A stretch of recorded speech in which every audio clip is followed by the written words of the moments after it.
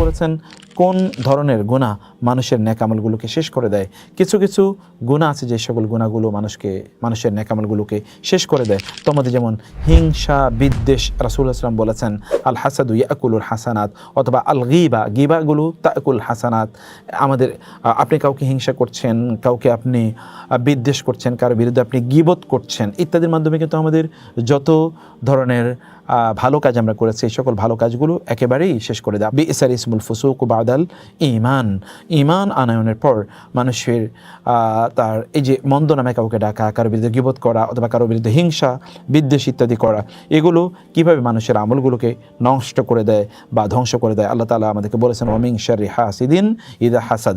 অহংকার মানুষের আমলগুলোকে একেবারে ধ্বংস করে দেয়। আল্লাহ তাআলা বলেছেন ইন্নাল্লাহা লা ইউহিব্বু কুল্লা মুখতালিন ফাখুর।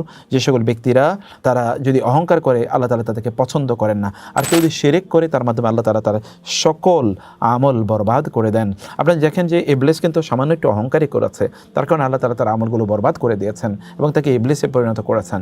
আবার শিরক যখন করে কোনো একজন ব্যক্তি, লা ইন আশরাকতা লা ইয়াহবাতান্না আমালুক, তুমি যদি শিরক করো তাহলে তোমার আমলগুলো সব বরবাদ হয়ে যাবে। কেউ যদি সুন্নাহর ইচ্ছাকৃতভাবে সুন্নাহর বিরোধিতা করে, রাসূলুল্লাহ সাল্লাল্লাহু আলাইহি ওয়াসাল্লামের বিরোধিতা করে, তাহলে তার অতীতের সকল আমলগুলো আল্লাহ সুবহানাহু ওয়া তাআলা বরবাদ করে দেবেন। কায়ে তাহবাতু আমালুকুম ওয়া আনতুম লা তাশউরুন।